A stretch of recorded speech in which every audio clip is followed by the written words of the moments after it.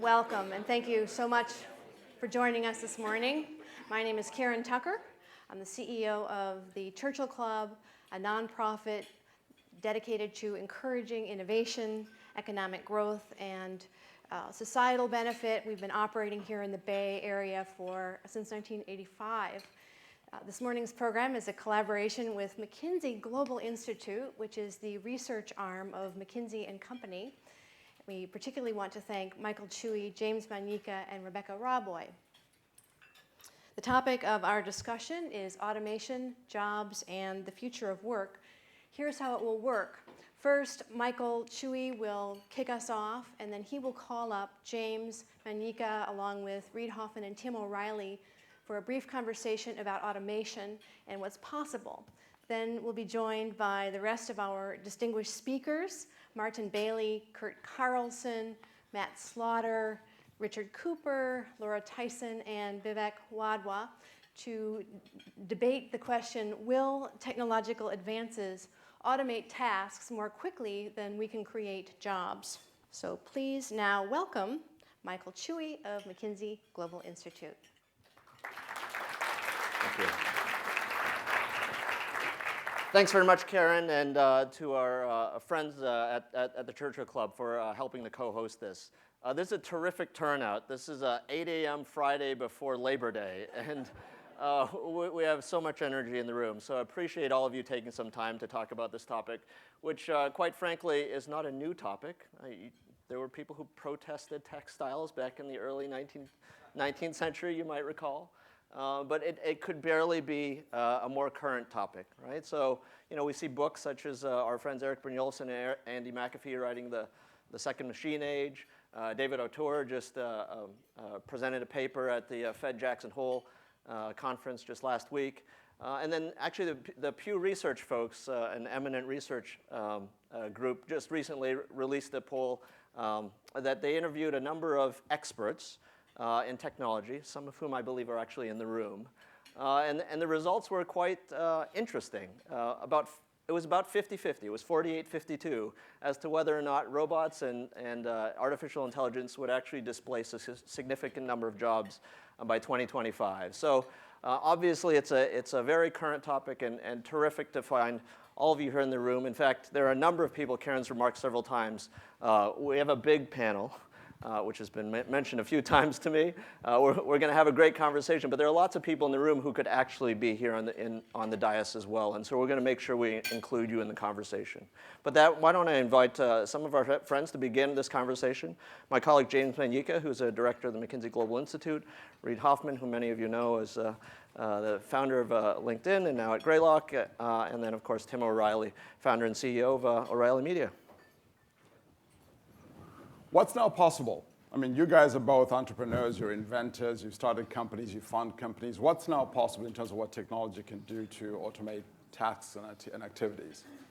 Well, the first thing I would say, I always like to start with this wonderful line from William Gibson, the science fiction writer. He said, the future is here, it's just not evenly distributed yet. So, yes, there's all kinds of science fiction things that we can imagine in the future, but we can also just look around and see what is happening today and then just extrapolate forward. And, there's certainly, I don't want to jump ahead too far into the discussion, but we're at an amazing inflection point where the power of computing is entering the real world. All of the next great round of Silicon Valley startups are going to look more like Uber than they look like, say, LinkedIn. Right? They're going to be things that, I mean, they will actually have a lot in common with LinkedIn. They'll have a big data science back end. And actually, I can actually argue even that LinkedIn is sort of actually now they think about it. That's what I would have argued. Yeah. You were maybe the first of that wave of just literally, using the power of sensors, big data, algorithms to actually go affect and change the workflows of tasks that we have done in the same way for centuries. And so, huge potential for disruption. But one of the things that we've always thought, maybe Reid, you can take this, is that for a long time we thought that technology was going to automate repetitive tasks that could be scripted, But now we're starting to see arguably something quite different, where even what we do, people in this room do, is starting to get impacted as well. Where does this stop, Rita? How do you? Well, so I actually think if you look at most of the automation, it comes down to man-machine combinations. And all productivity does mean that each person, when you have productivity increases, each person is doing more, and so therefore the unit of number of people to do this amount of work goes down, right?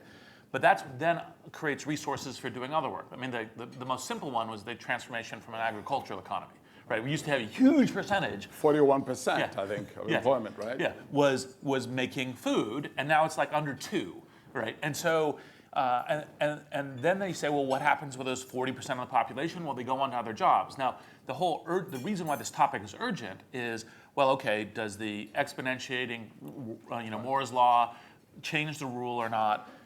There's always painful dislocation. Can we make that pain a lot less? Can we make this time cycle shorter? Those are the kind of interesting projects. Now, one of the things that I usually like to have people think about, and I love the Gibson quote, but I love to have people think about is that actually, in fact, we all kind of imagine it's like kind of like we have robots that are kind of the Asimov, and it's like and everything just happens and there's no other rule. Actually, most of the work moves to recombinations of kind of man-machine, right? So there's stuff that's happening in Uber, which is scheduling and availability and calling, but all of a sudden there's a lot more people, right, actually driving cars. The cost of it goes down in such a way that all of a sudden, and the convenience of it goes down in such a way, suddenly many more people can do it. Convenience goes up, such that you can actually, it becomes available for a whole bunch more people to do this sort of work in an effective way. Now maybe car manufacturer goes down, right? Because now cars are being more efficient rather than like 2% or 4% utilization or whatever that number is. And I want to share an example. One of the things I learned from a recent trip to Shenzhen, because it's one of the most interesting manufacturing hubs. And one of the things I was stunned by in looking at the most advanced factory. We went to Huawei doing the manufacturing, and I was expecting, as kind of a Silicon Valley technologist, that it was kind of like a complete line of robots, right? It was like the whole thing would be automated because that would obviously be the thing to do. Roughly about 60% of it was automated and 40% of it was still people. And it's all a question of choice. You say, well, is that just because low cost? No. These are actually high-paid, high-skilled jobs. And the answer is actually because in the future, it's adaptability is key. And people are more adaptable. So when they set up the machine line, and it's all machine, it's actually a huge amount of retooling to shift it from line 1 to line 2, whereas the people are much more easy to shift. Right. But let me push on that, though. Wait. Can I go ahead. Back up a little bit to something Reed said earlier. If you look at this idea that it's a combination of man and machine, and you look at some of the examples that have really kind of surprised us in just how they've taken off, like Uber, like the Apple Store. They are actually cases where the humans are are made more powerful by their, this background, and that creates a better customer experience, which creates new demand. It's kind of interesting if you put Uber and the Apple Store in the same frame. They actually tell a very, very different story than the normal one of jobs are going away. Your typical walk into Best Buy, you try to find a salesperson. In an Apple Store, they swarm you. And not only that, they just totally say, we got smartphones. We have real-time access to inventory. So wait, we don't, we'll just have things on display. Everything's in the back room. Somebody comes up and they help you. They talk to you. And Apple's the most successful retailer, in America, maybe in the world. So Uber, fantastic experience, because they basically use machines to give those drivers superpowers, relative to the old world. And I think that pattern we need to think through more often. And it really suggests that the experience is value add, and if it's actually a continuum really all the way down to the entertainment industry. I think ultimately, we are going to be focused on making better experiences for consumers, and that will not necessarily be automatable. So let me challenge that, though, in the following way. Yeah. I have no doubt at all the experiences will be better Yeah. for the consumers. Consumers are not the concern. But I'm trying to think about the employment side of this, because we've seen enough. I mean, you pointed out the fact that in manufacturing, we now employ, what, 10, 11% of the workforce, when it used to be much, much higher. So I guess what I'm wondering is, from an employment point of view, from a jobs point of view, will we have enough work for everybody? Because we have seen a compression. I mean, you've seen some of the work that shows that, for equivalent levels of output, we now are actually employing fewer people. But so will there be enough work for everybody?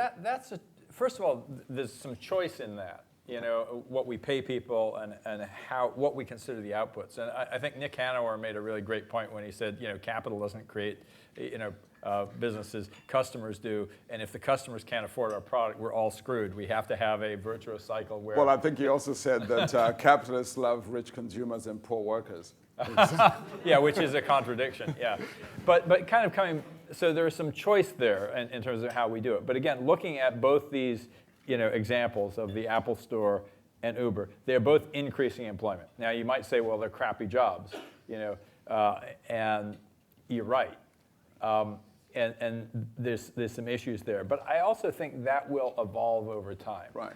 Well, I mean, Reed, you're on the board of Airbnb. I mean, you have all this class of new forms of employment, whether you call it the sharing economy, the peer economy. Is that the alternative? Well, I think it's one. I think that the key thing, one thing that happens when you live in a kind of the networked age is actually the ability to have other kinds of distributed work, whether it's distributed transport like Uber, whether it's distributed hotels and spending the night like Airbnb, where all of a sudden, as opposed to kind of in a conglomerate of a hotel, an individual can say, hey, I'm actually going to rent out my room, I'm going to rent out my apartment. And the matchmaking of making that a facile marketplace actually generates a much broader set of participants in it. And so I think that's a contributory, I don't know if it's the solution, capital S, but it's a solution as part of a set of contributions. Now, I think that ultimately the real solutions to this come down to creating new jobs, right? And it's new work. It's not like saying, I mean, it's just kind of idiocy to say, well, all the jobs that exist today are all the jobs that are only kinds of jobs that will be 10 years from now. I mean, just look 5 years in the history and it's different. So you want policies and you want attention to the creation of essentially scale kinds of companies in entrepreneurship, and you want adaptability in the workforce, right? And you say, well, what are the things we do as business people, as citizens, as intellectuals to help facilitate that? Right. And that's essentially the shot. But on the point about adaptability, I mean, you must see this through what you see through LinkedIn, which has become a way to think about profiles and skills and capabilities. Yep. What are some of those adaptability traits or skills that seem to have a value? Well, I think one of the key things is, like, for example, when you get into the sharing economy, part of what allows people to do is say, look, no one was raised trained to be a Airbnb host, right? It's something you have to learn, right? And you go, well, actually, this is a way that I can actually add some income to whatever else I do. And actually, some Airbnb hosts actually, in fact, end up becoming that their main job. And by the way, there's even earlier variants like eBay. eBay sellers or another version of this. And so, like, I'll share a kind of an anecdote that I think is interesting. So the most booked spaces in Airbnb are tree houses. And so there's a set of hosts who realize that actually if I go build a tree house, I get a very good actually income stream from renting the treehouse. So if I can actually go and build a kind of like a little like equivalent of an apartment room treehouse, right, in my yard or with a view or something else, then that actually becomes a very robust way of investing and something as an experience. Right, so you'll have effectively Airbnb hoteliers. Yes, exactly. I mean, eventually. And that's the scale that you were talking about. Yeah. It's like, and that's the sort of thing. Now, I also think that there's value in programs like Udacity and other ones that are essentially going, okay, how do we help create micro training that can be purchased on demand? As I'm thinking, there's a lot of work going on how do you teach CS, in a most effective way through online. There's a whole set of things, and that's the kind. We want to be encouraging lots of them. I think it's a mistake from the reason I was pushing back a little bit about the solution. It's a mistake from the policy perspective to say, well, we put all of our eggs in one basket and say, this is the thing that's going to be I think you actually have to have multiple shots on goal. Well, I also think it's super, super important to get away from the idea of the job. I have to say, it is the thing. If I could by change job, you mean what? Traditional employment with benefits? I mean it in two ways. One,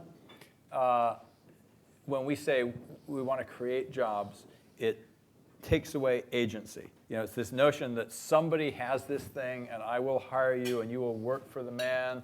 That whole cultural ideal is an artifact. It's not written in stone. Like back at, when you were a serf, you worked for the man and your aspiration was to own your own frickin' farm. And we're kind of like, a lot of people are there, they've been working for the man, and now they get to own their own business. You talk to any Uber driver, and if you guys ever try Uber, talk to the drivers, they will tell you, they love it. Why do they love it? Because they have agency. They can choose their hours. They can, when the business is slow, they take off and go do something else. Nobody's telling them how and when to work. I say, how much do you make a day? He says, well, my goal is to make $300 a day. I work until I make it, and then I take off. Whatever. They'll tell you all kinds of stories that are all about agency being what they love. But let me talk about the second part. No, I want to tell something. So you probably both saw, there's a New York Times article about a week ago about somebody who's doing one of these multiple task activities, and the fragmentation that raises. Now, the point about bringing that up is because is it your view that everybody can do that? Can everybody be this kind of work entrepreneur that you're describing, or are there always going to be? Well, that's a little bit like saying, can everybody be a super successful worker in a tradition? No, a lot of people are going to fail, whether they're getting a traditional job or whether they're getting one of these, self-motivated jobs. But what we set out there as our ideal, I think should be, first of all, so I said there were two things about work. The first is giving people more agency and the sense that they are responsible, that there's possible ways for them to make money, be entrepreneurial, that whole world. The second thing that I think is super important is to reframe the jobs discussion towards what work needs doing. And so much of the attention of the economy is the traditional thing is, how are we going to create traditional high-paying jobs? And then with startups, it's how are we going to destroy traditional high-paying jobs? We're going to basically cut the costs out of this. We're going to disrupt. But meanwhile, there's a lot of new things that need doing. And I think that the framing of what needs doing, what work is going undone, and I can give you a bunch of examples. We're going to have the demographic boom. There's teachers, volunteers, caring for the aged. There are going to be huge opportunities, and they're opportunities that are ripe to be the human face enabling. Think of a home health care worker who's able to be dispatched as needed, who can basically A, have agency, B, bring a human face to that job. Right. But we have to decide as a society that that's valuable work and that we want to pay for it. And we're not gonna say, oh yeah, crap, that's an expense that we want to get rid of. Well, maybe let's end on this note because we're going to invite other colleagues to join the panel as well. Yeah. So Reed, what's your most optimistic scenario? So if you speculated, then I also want to hear the scenario that worries you the most when it comes to this issue. Well, so roughly speaking, I think the optimistic scenario is, as Tim was describing, is that we don't just have also a creation of new industries and new jobs, which is essentially kind of full-time salary work, but also have the creation of a lot of different economic opportunities where people can be micro-entrepreneurs, they can do all sorts of things, and you have both with a lot of flexibility such that perhaps even more people overall succeed than before, even though not everyone succeeds at everything. Not everyone's a good software engineer, not everyone's a good entrepreneur, not everyone's a good micro-entrepreneur, et cetera. And that we can facilitate, because we're in a networked age, a faster ability to have that invention, to scale up and double down on the inventions that actually work, and therefore the notion of the kind of very painful dislocations, because the whole move from the agricultural age to the industrial age actually came with a super amount of pain too, is actually much softer and much shorter in terms of and that's what I think the optimistic scenario is. And I think the pessimistic scenario is, roughly speaking, if you begin to get a broad number of, essentially, we have a serious youth unemployment today problem, and so we have yet to have that be hitting there. And a large percentage of unemployed youth that don't view they have a future usually leads to some sort of civil instability. And so, that civil instability can compound and could create reactions that then actually block out the optimistic future, right? And that's at broad brush, those would be the two. Well, now you get to debate that with some policymakers who can see how we make this work. So Michael, do you want to come up and introduce our other guests? Thank you very much. Thank you. You both stay here. Okay.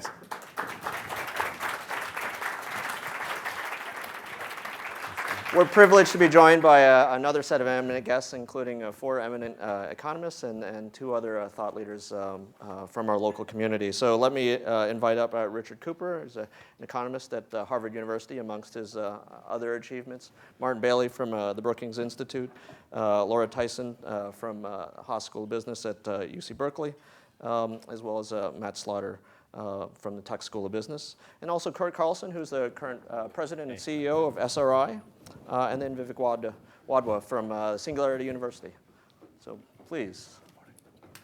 Why don't we actually ask each member of the panel within 3 minutes each to actually comment on the question of the day, which is, will technological advances automate tasks more quickly than we can create new jobs?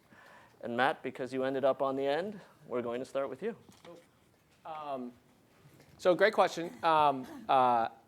I will assert that we will create more jobs in the future. Technology is not going to net displace jobs, create jobs. I say that based on a combination of history and hope. So the history was alluded to already by Reed and Tim. You look at the data on agriculture in the United States in the 1900s or the 1800s. Technological innovation in the US and many other countries for generations has displaced jobs, but on net, the wealth creation and income creation that comes from that creates a lot of new jobs. So there's good historical reason to think past will be prologue. There's hope that that will continue. If we focus on the US especially, based on the fact that in recent years, we still have these institutions. We have a deep kind of risk-taking culture, a lot of institutions about how markets work, especially capital markets, and a lot of public policies that have supported job creation in America. My hope wavers a little bit if I add the adjective good jobs, and our panelists have already picked up on that, and I think that's a really important question. We see evidence, it's quite clear in the US in recent years, that we're not creating enough good jobs. And so it's a question of, do people have jobs, but people care a lot about their W-2s? What incomes are they earning? And it depends on what data you look at, but all data in the US these days shows a sobering stagnation and decline of incomes for a shocking fraction of the US labor force. If you segment it by educational attainment, since 2000, 96.2% of the US workforce since 2000 are in educational cohorts whose total money earnings, inflation adjusted, have been falling, not rising. That includes even people with a 4-year college degree and non-professional advanced degrees. The only ones that have been rising are the PhDs on average, and then the professional degrees of the doctors, the lawyers, and the MBAs. So that's a little sobering if you think about it. We're going to create good jobs. And a big open question we'll probably talk about, and our panelists already rightly pointed to it, I think, is public policies. Traditionally, some of the best jobs in the US and around the world are in young, innovative companies, and also ones that find ways to get connected to the world. Global companies tend to pay much higher compensation. They tend to bring along a bundle of things that generate high wages. And what we see, especially in the United States recently, is I will assert just a total stagnation in the policy arena on furthering policies through international trade, investment, immigration. Vivek has done a lot of stuff on this. Tax policy, investment in education and infrastructure. That makes me worry and makes my hope waver a little bit about whether they're going to create enough good jobs in the future. Laura? So I am with Matt on this. I said when I heard the question that I didn't think the formulation was correct because we live in a market economy. Supply and demand ultimately determine the level of employment. So the number of jobs will be created, but the quality of jobs is a huge question, I think. If you look at what's happened in the 2000s, you got a statistic about the fact that most Americans, even during the expansion, 2001 to 2007, it's the only economic expansion that the US economy has had where middle income families actually saw no increase in their living standards. In fact, you had an acceleration of a decline. You had also a continuation of a trend which has continued through 2007 to 2013 of polarization. So the polarization thesis is well established out there. What's happening with the technology, which is skill biased and labor saving, is it's eliminating middle income jobs. It is complementary to the high skills in this room. So we all have jobs, and the jobs are high income jobs because some smart people have to work with the technology. But there is a very large number of people who are being pushed down into lower income jobs. And I think that is a reality that existed. It really started to manifest itself in the United States and in the European economies as well from the 1980s.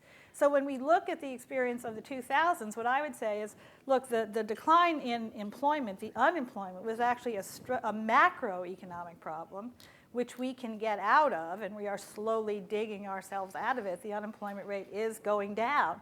But the polarization issue and the job quality issue and the wage issue, there has been no evidence of any wage acceleration anyplace, which what Janet Yellen will say about that is, well, we have what a tight labor market in the United States may mean now in terms of wages is very different, and that may be in part because of the technology eroding good job opportunities.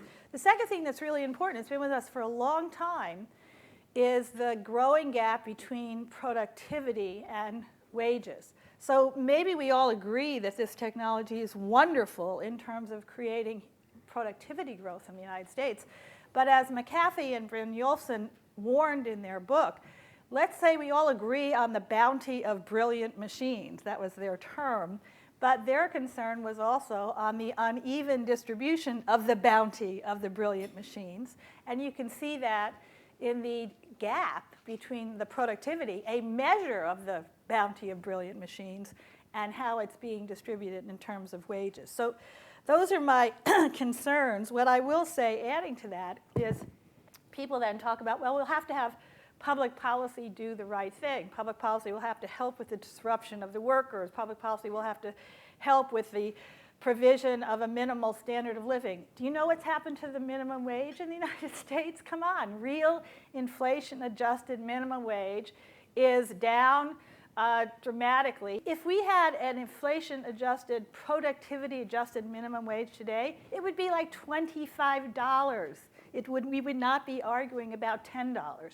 So the point is that we can say, perhaps, we could lay out what we want public policy to do, create adaptable workforces, create a living wage, create a negative income tax, create a ability of workers to constantly up their skills, create jobs for teachers and healthcare workers. Those are all public policy issues. Do you see any evidence that that is the direction of public policy in the United States? I don't see it. So what I worry about is the machines are racing ahead. Public policy is, if anything, moving backwards. It's certainly not moving forward at the level of the race. So the policymakers lose the race, and a lot of displaced workers, a lot of American families lose the race. And that is my concern. Let me end by saying that one thing I begin to think about, I think it's important for all of us to think about. So we're talking about machines. Machines displacing people, machines changing the ways in which people work. Who owns the machines? Who should own the machines? Perhaps what we need to think about is the way in which the workers who are working with the machines are part owners of the machines. And the complementarity of their skills is also partly an owner of the machines. Think about all of our brilliant technology as a social capital asset, which every member of our society has a claim on. We are part owners of that social capital. Right now, we have a very bad way, no way, to distribute that more evenly. So I suggest thinking about it that way. Thank you, Laura. Vivek? I'm very optimistic about the future. I think that we're going to solve the grand challenges of humanity. We're going to have the cost of living drop dramatically so that the wage won't matter anymore.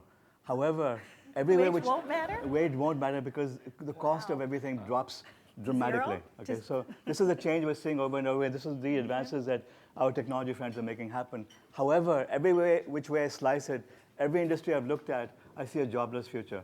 There's no public policy we can create. Government doesn't even understand what's going on. No policy they will create will be able to educate the workforce, The workforce is not re-educatable as well. A 45-year-old unemployed taxi driver or factory worker is not going to be writing apps. He's not going to be using Uber and renting out his place. So every industry I've looked at, manufacturing, decimation. Finance, decimation. Transportation, decimation. I mean, healthcare, even doctors, decimation.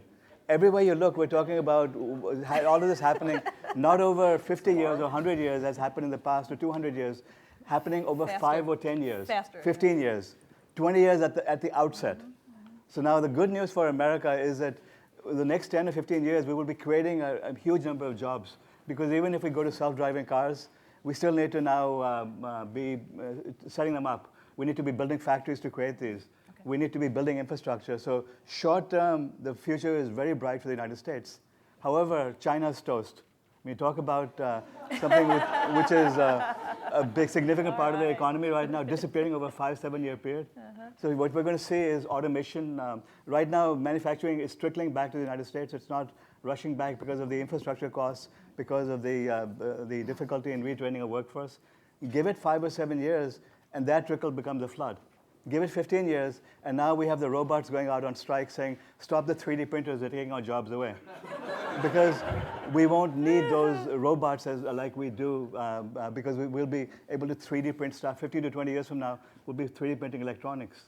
So everywhere you look, everywhere you go, you're talking about decimation, decimation, decimation. We cannot retrain the workforce. In the past, we had entire generations of people unemployed. The factory workers trained their children, the children gained employment, they benefited. So the benefits came 30, 40, 50 years later. And we didn't retrain the old workers, we retrained the next generation. The education kept getting better, and that's how America rose. Now, within one lifetime, we're seeing change after change after change. We're seeing wave after wave of disruption.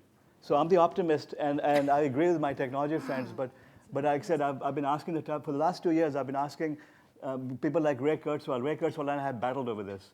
And he's silent now. He doesn't respond to my emails when I ask him to comment on this.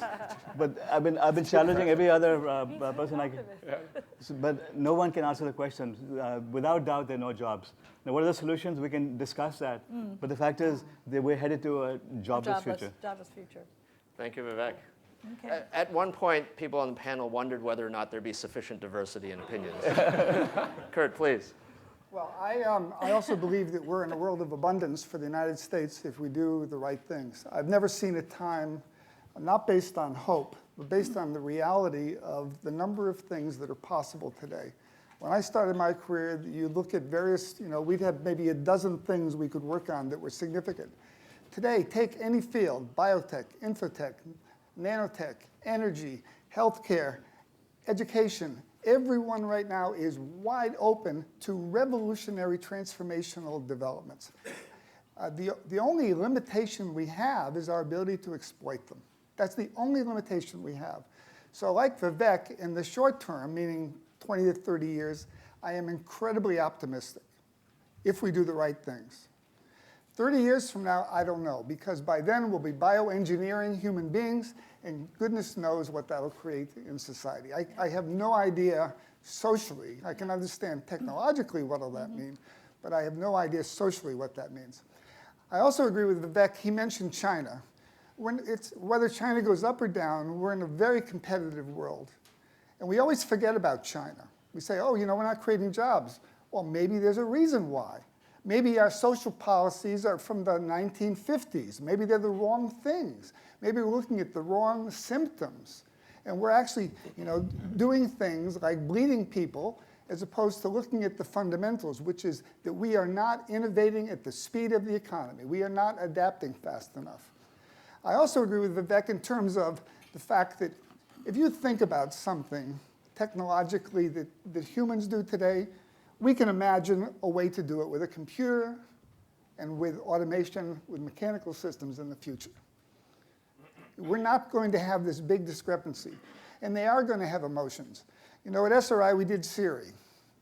So Siri is a trivial example of providing a service that some people find emotionally satisfying. Now, take that 20 or 30 years from now, when the computer behind there is 100 times faster than your human brain and has access to all of the world's information and understands everything about psychology and emotion, what is that world going to be like? It's going to be confused. Yes. It will be confused. Maybe we should keep the psychologists out of this. Yeah, right. A robot psychologist.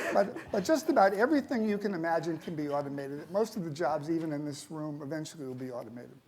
So, what does that world look like? It's hard to know. But in the short term, the number of opportunities we have in America is unprecedented. No country has the advantages that we have in terms of natural resources, ports, weather, you name it. But we have a couple problems that can destroy America. One problem is education. In our top 50 cities, half the minority boys don't graduate. They don't take algebra. They can't read a graph, so they can't even be an auto mechanic. They're completely left out of this world that we're talking about. They will not be creating apps for the computer. They can't do anything, really, in this global innovation economy we're in. In Detroit, the graduation rate is 25%. I always say, if an enemy did that to us, we'd go to war with them. We're doing it to ourselves. If 50% of the US population can't read a graph, do you know what America looks like?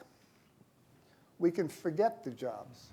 We can forget prosperity, and we can forget national security. Now, the good news about that is that the technologies, there is good news about this, not that. The good news is, again, technology is beginning to create curricula that can transform education. Now, all the established folks are against it, of course, but they're from the bottom of America. It's now bubbling up, and people are transforming education in America. That's one huge thing we have to solve. A second one, which again Vivek has written about eloquently, is immigration. We keep the smartest, most talented, most passionate people out of America, when the only scarce resource in today's world are those smart, passionate kids. They're the ones who are creating the jobs. They're the ones who are creating the new companies. Small companies create essentially all the jobs in America, not big companies. They actually shrink employment. A smart immigration policy would be recruiting them in, like Chile and Singapore. I work with Singapore. They recruit the best people from around the world. We throw them out. How stupid is that? How stupid is that? It's wonderful that we can be. A lot of people who can't read graphs. We all Yes. know that. Good one. It's wonderful that we can let in so many poor people. But if we don't let in people who create the jobs to take care of them, again, America is lost. The last thing is, America needs to return to the idea of being the most competitive country in the world. Our competitiveness over the last decade has gone straight down. We now, thanks to Japan, we're #1 in something in terms of competitiveness. We have the highest corporate tax rates now in the world. How about that? What do you think that does to America? Why do you think all those companies are leaving America now? Do you think they want to leave? They have to leave. We're not competitive. And if we don't change those three things, we will not have a prosperous future. If we do change them, the technology, the systems, all of that will be here to create the greatest period of abundance in the history of the world here in America. But no jobs. No, eventually they'll. I'm optimistic for jobs for the next 30 years. No, 15 After years. that, 15 okay, years. Okay. Great, Good thank you. job Vivek. now. Martin, please. My head is spinning a little bit, I have to say. I am struck by the fact that I work in Washington. Laura and I were Right. both in the Clinton administration together.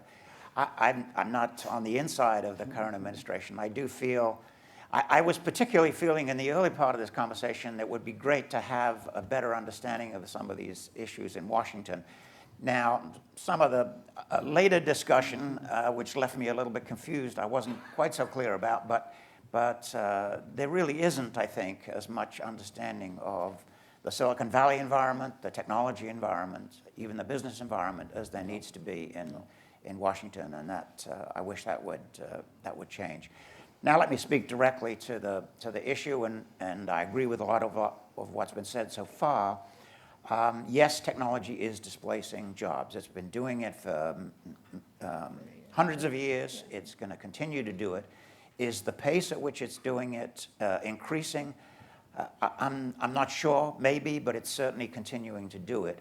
Is the nature of that displacement changing? Well, I think it has changed, and this has been for about 30 years. So for a good many years, the new jobs that came along to replace the old jobs that were lost enabled people to continue to get good wages, to be good skilled, have good skilled workers. But now it seems like we have this uncomfortable skill-biased technical change where the folks that are able to be complementary with the technology, who knows how to use the technology, are seeing their incomes rising very rapidly relative to the folks that either just have a high school degree or have dropped out of high school and are really put in the position of working in a lot of low-income jobs. I was struck recently by learning that in one of our largest banks, the turnover rate for bank tellers is 50% a year. So being a bank teller now is no longer a sort of skilled job. It's no longer really a well-paid job. So we've had this change in technology. Obviously, we've put a lot of the intelligence into the IT system, so we don't need such skilled bank tellers, although if you ever go inside the bank, I try not to, but if you ever go inside the bank, you sort of long for the days when the bank teller was more skilled. But anyway, the banks obviously have decided, as have Walmart and many, many other companies, that it's more cost effective to use workers that don't have much training, that probably don't have a lot of education, although I think training is the more important. But instead to build into the production system the productivity, and they're very good at that. But it does create a huge number of not very good jobs, together with a set of jobs, the conceptualizers, the people that can take advantage of the technology that have high incomes. So this has obviously created a problem of inequality in our society, and we're talking a lot about that. It's come to the head a little bit with this book by Piketty, although he's taking a view more of capital income versus labor income, although it is a concern about inequality, obviously. But also we're seeing that people who cannot get, or don't have the gumption to get, you can go both ways on this, a good job, are actually deciding not to work at all. So they're ending up unemployed, they're ending up on disability, they're ending up leaving the labor force.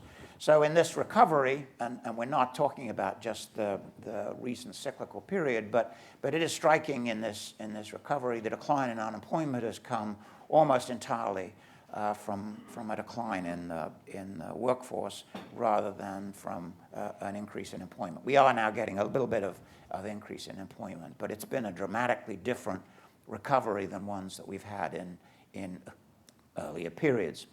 Now, it's much sort of easier to talk about the problems than it is to talk about the solutions to those problems.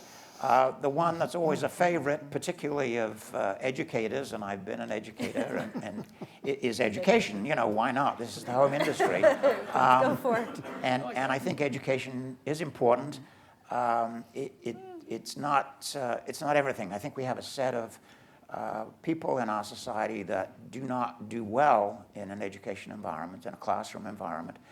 I'm encouraged by the same things that I think you've referred to, that technology can change the nature of education. A lot of the problem is that kids get disillusioned. They feel dumb. They feel, why do I need this stuff? And a lot of them drop out, or they start college and then leave, or they start a high school program and then leave it. So it's partly a matter of motivation, and I think if we can change the way we teach, and our teaching institutions are moving very slowly, and they tend to move very slowly.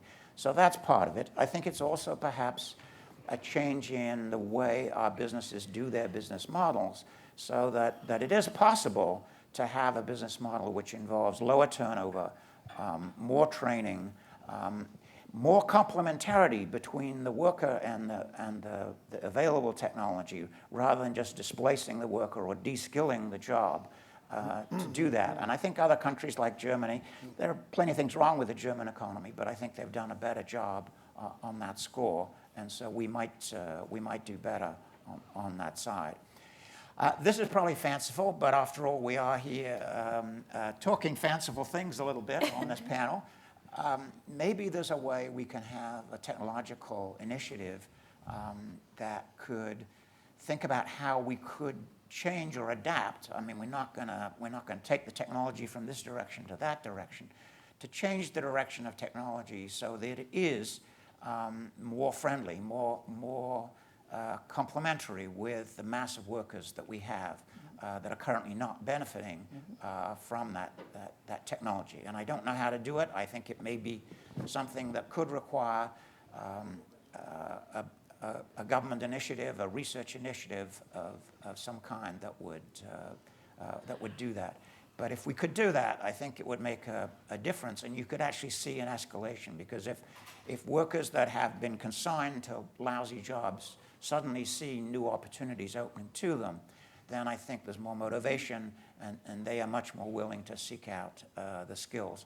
And finally, I think the things that have been discussed earlier, and we were discussing yesterday in our McKinsey meeting, of the sort of sharing economy where people become Uber taxi drivers, and well, it's only a certain number of taxi drivers we can have, but presumably the technology is going to create lots of new opportunities in that direction.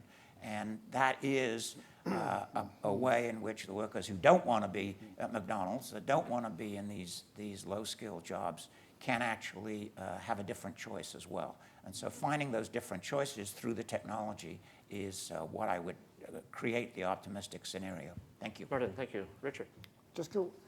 Taxis are going to go away, by the way. They're going to be displaced. We don't use that term anymore. Richard, please. My name is Cooper. There was a time in which civilization was heavily dependent on coopers and potters. You couldn't carry water or store wine or olive oil without barrels or pots. Coopers and potters became technologically obsolete about 100 years ago. What's a cooper? A cooper is somebody who makes barrels and buckets. And they were absolutely essential, a highly priced skill. You've done all right. Throughout. Well, I haven't finished my story. So the coopers have become obsolete about 100 years ago. I am not unemployed. I decided to become an economist. Oh my God!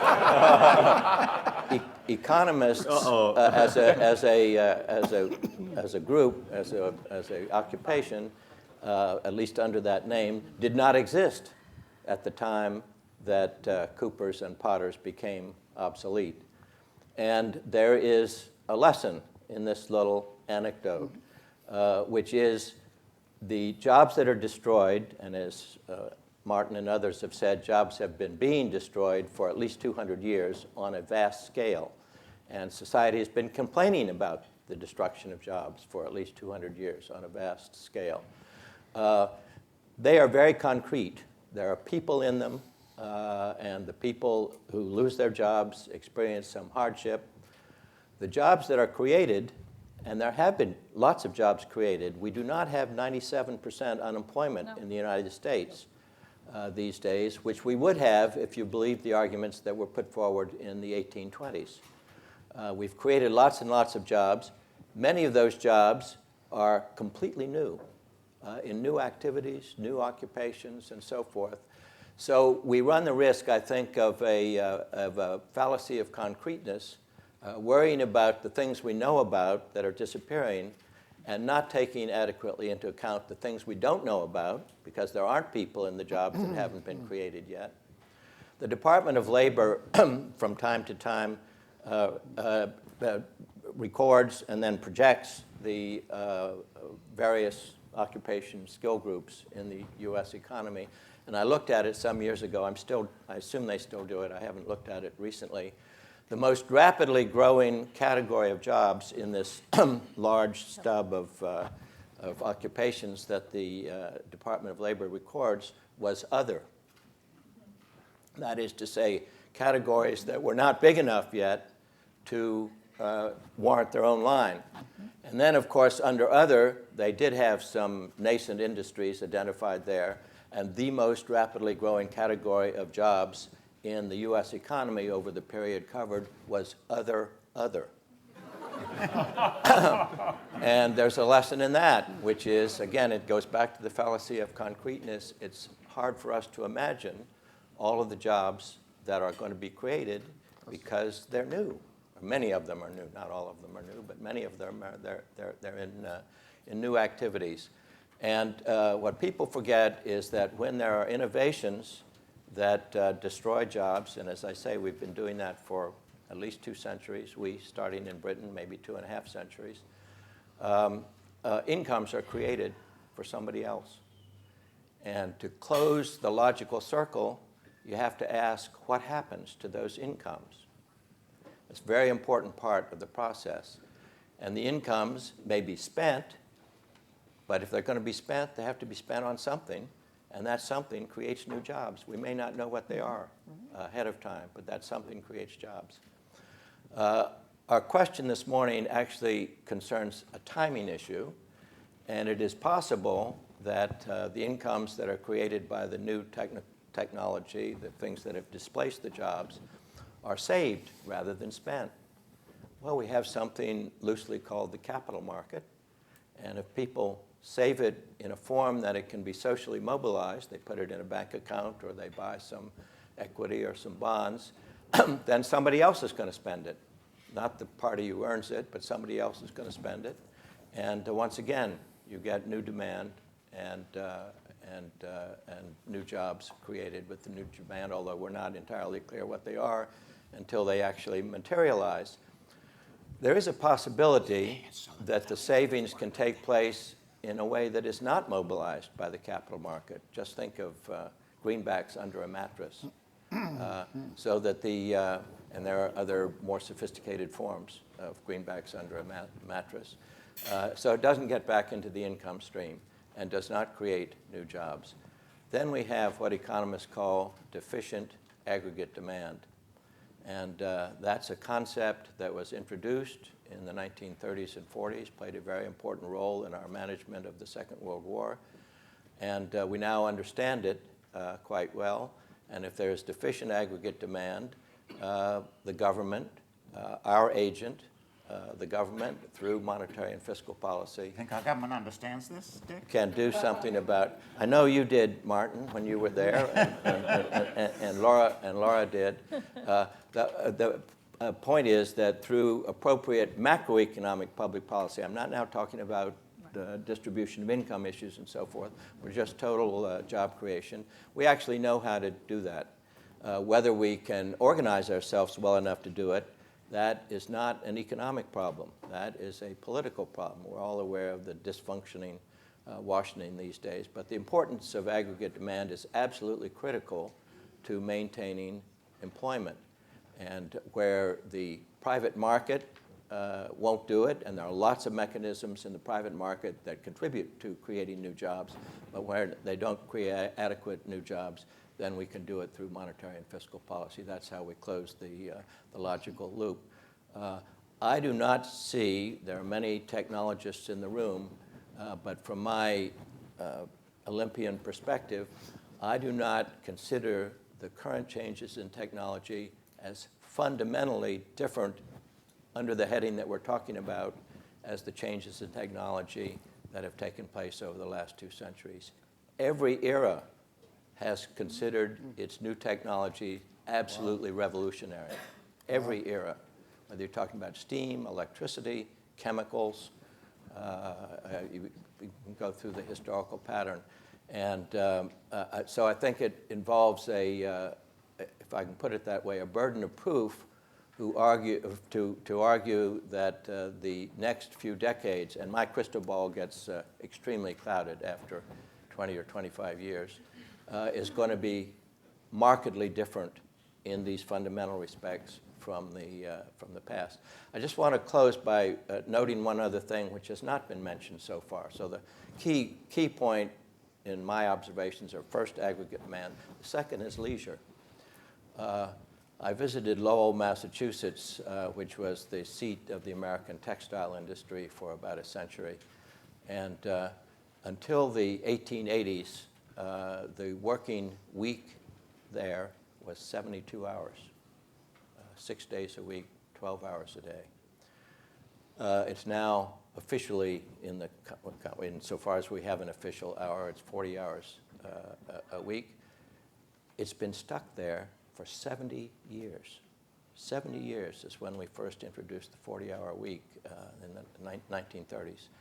And I think an important part of growing income, which technology makes possible, is greater leisure.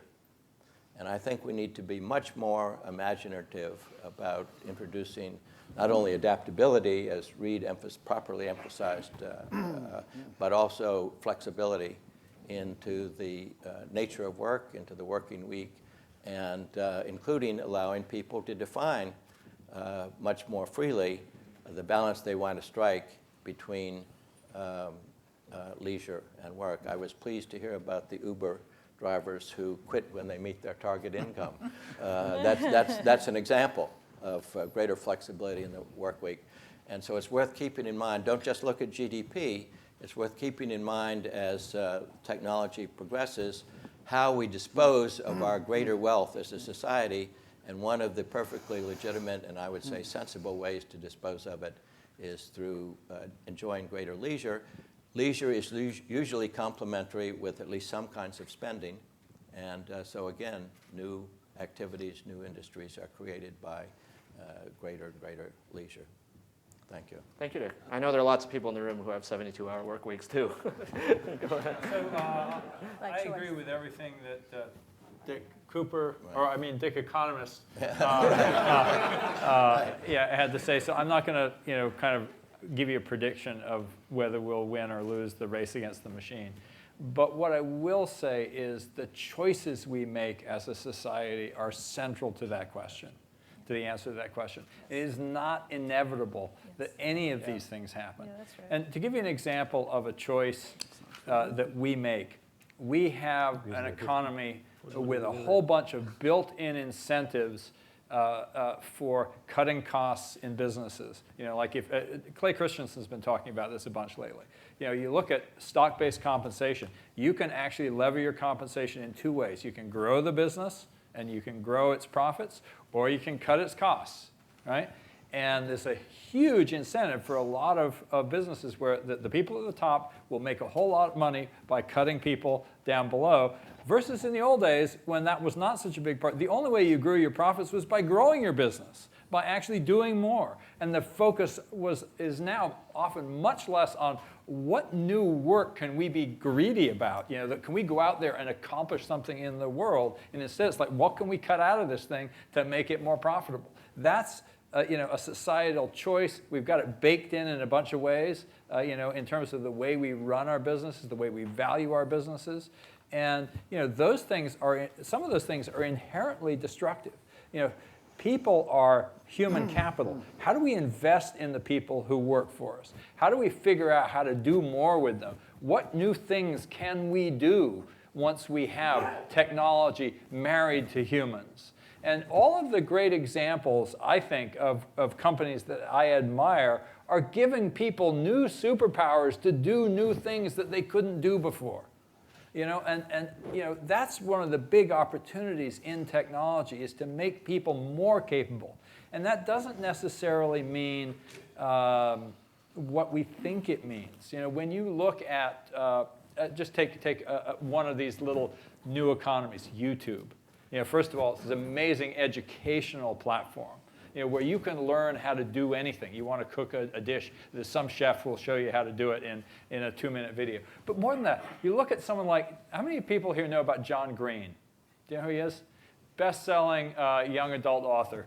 I think has 5 of the he writes books about pretty heavy-duty subjects, like his current bestseller is about 2 kids who are cancer survivors who fall in love, right? Oh, yeah. That's like, The Fault in Our Stars. But guess what? He also has a YouTube channel. And he is utterly beloved of young people. I mean, just, to give you an example, The Fault in Our Stars has something like 500,000 ratings on Goodreads, when he did a book tour, he sold out Carnegie Hall, right? So super, but he also does educational videos on science, on current events. His video on what the hell is going on in Ukraine, 2 million views, mostly by teenagers. That's kind of like somebody going, here's this guy from Iowa who has this superpower, which is given him by technology to be an educator, to be somebody who inspires kids. That's the kind of thing that technology can do as well as just destroy jobs. You can look at people who are, I think of my daughter who's an artist in residence at the Exploratorium.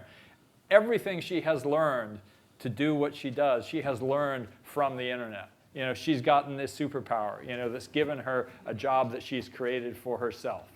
I think that we need to much more understand that we can do new things now because of technology.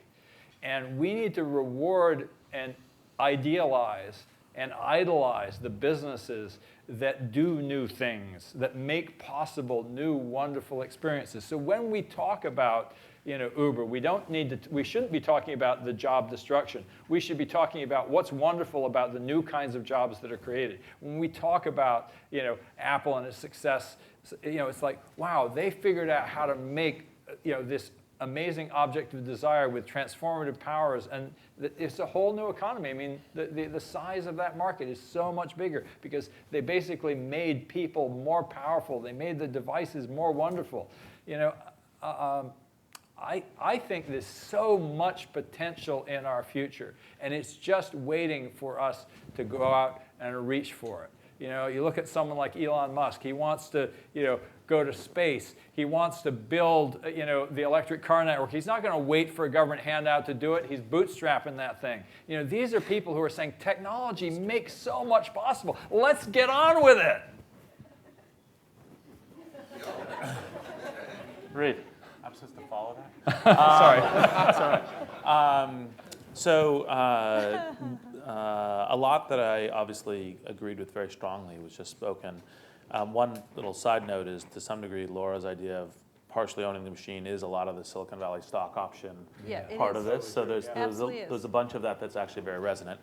And while there's a vast majority of stuff that Vivek and I agree on, immigration, entrepreneurship, I don't think the job-free economy is one, actually, just for what it's worth.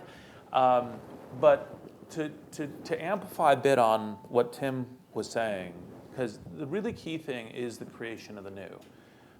Because the only way that you actually get to kind of increase productivity that could lead to this savings, that could have it somewhat distributed so that you could have leisure time, et cetera, is the creation of new industry, new businesses, new jobs that come with that. And obviously the idea is to try to create a path, because it's always these fixed slice in time.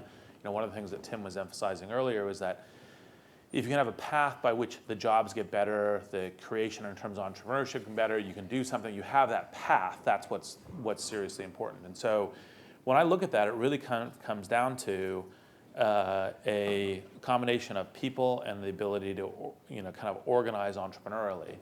And so with people, you've got education, which we obviously commented. I thought it was very funny that educators, that was a good comment. But education, but also the ability to actually just go out and make your own work, which is one of the things that Tim was emphasizing. And whether it's make your own work as an entrepreneur building a scalable business, make your own work, driving an Uber, and yes, there will ultimately be self-driving cars, and so all the driving jobs will in fact go away. There will still be other new jobs that are essentially created. And what I think that we need to do is think about how do we essentially amplify that. If you think about kind of the reason why I think we're all here today is because thinking about what we can do with public policy, trying to make sure that public policy is not retrograde but proactive, what we can do about business creation, what we can do about entrepreneurship, what we can do to take, because we do actually a lot of this kind of entrepreneurship here, and one of the reasons why I put a lot of effort into seeing how can you help find and create other kinds of entrepreneurial hubs in other areas of the world is really critical. And I guess what I'll close with is that one of the sidelights on why I think immigration, which has been one of our great competitive advantages in the US for perhaps our whole existence as a country, is because to some degree the immigrants who take the big jump of coming here, especially the ones with high-end skills and everything else, but it is a very entrepreneurial activity. And that aligns with what we want in entrepreneurship, is that sort of creativity, that sort of bold jump.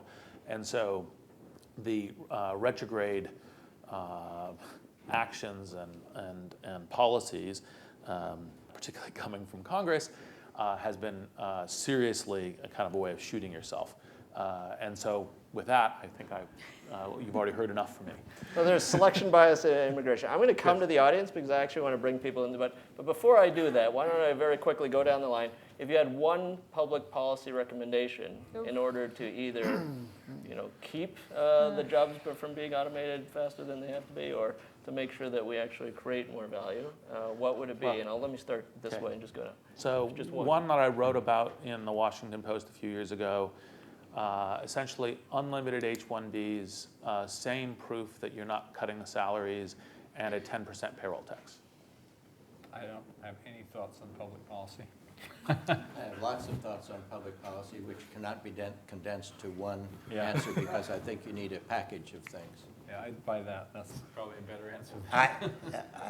I somewhat agree with that. I'll say that you have to make it attractive to produce and employ people in the United States. So the package of policies, which is taxes and skills and so on, has to be there. So it has to be a package, but the focus has to be on, hey, we can't just tell companies what to do. We've got to make it attractive for them to be here. Curt? Yes, everything starts and ends with people. So creating an environment to attract the best people, to keep the best people, and educate the best people is where everything starts and ends. Without that, we're gone. Vivek? There's nothing government can do here, I'm sorry. Laura? A little bit of a twofer, if you will. I think negative income tax situation, which is associated with a real minimum wage, a real income. We're thinking about the next 25 years. We need to think about a way to support people at a living standard which we accept as a minimum, given the jobless nature or the increasing jobless nature or the increasing quality-less jobs. I would also put on my list a reduction in the corporate income tax, because, and it's an odd mix, but I actually think to try to get more activity in the United States, that's a powerful tool we can use. Eliminate the corporate tax and a Marshall Plan for education, adequately funded. Actually, I'm going to jump in with. All right, now you have an idea. Yeah, go for it. Okay, Tim. Something we could do. Stop thinking about jobs and set some big, hairy, audacious goals for work that needs doing in the world that we uniquely can do as a country. And when you mean work that needs doing, I mean, it's anything from back when we said we want to go to the moon to we want to eliminate certain diseases, whatever it would be, but just some big things that are hard, as national goals. Think back, George Washington was the first one who said, hey, America can feed the world. That's freaking, our very first president had a big idea about our role in the world economy and what was a job that needed doing. And, it was a huge part of our economy for, 100 years after that, So we need to have some big ideas about work that needs doing. Hey, that's the mother of all energy economy policies. is one, obviously. That's the mother of all policies. I thought you didn't believe in it. Yeah. Dick? Well, I just want to push back on the corporate income tax. I think our current, this is going to be very unpopular in this group, but I think civilization depends on taxes. Everyone, not just Americans, has an aversion to taxes, but taxes are absolutely necessary. We want to be sure that they're sensible rather than not sensible. I think the corporate income tax needs to be transformed in cooperation with other major countries, much as California has done with the states within the United States. So we need to change the form of the corporate tax. I would not eliminate it because you have to raise the question where the taxes are going to come from if they don't come from corporations, and we know corporations do not always spend all of the money that they earn. Thank you. Let's open. Oh, All right. someone has a question. Yes, all right, let's hear from you. Why don't we steer? Oh, hang on. Whoever has the microphone, please. Hi, Peter Schwartz from Salesforce, and let me say I strongly agree with this end of the panel, Richard, Tim, and Reed. And I think the refs represent a failure of imagination. I strongly agree with this notion of intelligence enhancing every worker. It is the combination of computers and human skill. And I'll give you a concrete example. So I work for Salesforce, and there's a company called Cisco, that not the computer company, but the food service company. Yeah. And they probably fed us this morning, right? They probably fed us this morning. This probably came from Cisco. Cisco has drivers, truck drivers, who deliver the food. Well, Cisco truck drivers today are more than truck drivers. They carry with themselves an iPad that has an enormous amount of intelligence behind it that make them managers of relationships, salespeople, managers of inventory, backup stream, developers of new programs, participants in R&D. They make them much higher capability. Did they have to be a whole lot smarter? No. There's an enormous amount of intelligence behind that, making it relatively easy for them to carry out higher value, higher skill, better paid jobs in taking a truck driver and making him a much more skilled human being. So Yeah, I but think the what we're wages talking of truck drivers have been going down. The Well, these wages guys are are going getting down. paid The more. wages are going down. Not your company, From a but macro overall. point of view, the wages And are the going truck driver down. isn't going to be writing these apps. He's not going to be working for Cisco or for I didn't say they Salesforce. were going to write the apps. They're going to use the apps to make themselves So the smarter. question is, What's he going to do? He's going to make more money. He's not. You don't understand truck drivers. Being here in Silicon Valley, No we're offense. cut off from the real world. No offense, We can create BJ. jobs for ourselves. We'll have 100% employment in Silicon Valley and 0% employment in Middle America. BJ, you're wrong. These guys have higher incomes. Sorry, that's true. They So do. they don't. So what's the do. question? They're small. I'm They're sorry, you're not. wrong. What's So the question? what we're talking They about do. is being able to deliver using the technology careful of of the intelligent context through intimate computing, making all of these people far more capable. And I think that's what we're going to see, and that's how they're going to make more money. Mind the truck driver. Now, in fact, I think the real issue goes back to something that was implicit that Richard said, and sadly, we've had bad economic policy for a long time at a macro level, not policy that favors job creation. We've had one political party that believes that you can't do anything in Washington. And VJ, you're wrong. You can do things in Washington. And Washington has simply failed to do the right things because one party does not believe that policy can do anything. And so we have been constrained at a macro level. At a micro level, we can do an enormous amount, and many of the companies in this room are in fact making our workers far more capable with technology and able to earn a higher income and be more productive. Thank you. Can I answer this question? What question was that? So I don't Yes. I don't think any of us would disagree with the fact that we're making workers more intelligent by giving them better tools. Yes. There's no disagreement with that. Yes. That's in the short term, absolutely. And our view is that we can argue whether it's 15 years or 30 years. I think changing infrastructure is harder than a 15-year task. But certainly that's happening. I would say, you mentioned that technology, really, the kind of thing we're going through today is similar to what we went through in the past. Well, I've been around for a long time. I used to work for RCA. I had the best projects at RCA, HDTV and the first internet company in the world. And it would take us forever to get that done, and we only worried about one or two other companies.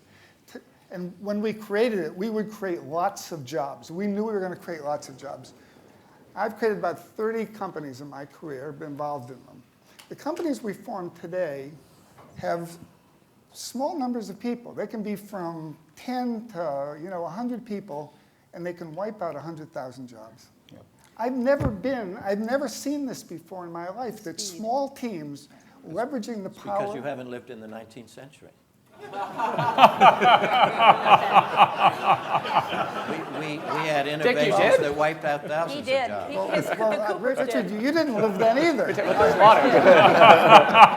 I'm a student of history. I'm a student. Get some more questions. Technology is on an exponential curve. There's a difference here.